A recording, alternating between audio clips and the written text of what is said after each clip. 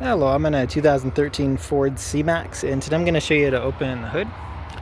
So from the driver's side, you should find a lever like this. With a little tension, you pull and should hear like a pop. So that unhooked, so you can kind of see behind here. There's a little less tension now. It's all covered up on the inside, but there should be kind of some cables and stuff back there.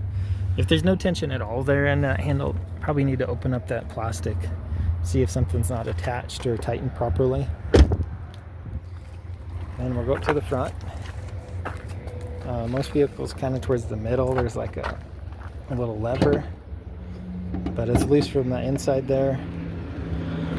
Sometimes these Fords, they put it on the sides of the hood too, but this one's just right here. So you'll push it this way and lift it up.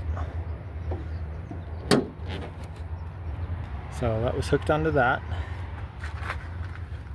And it's just this lever here, hooked up on here.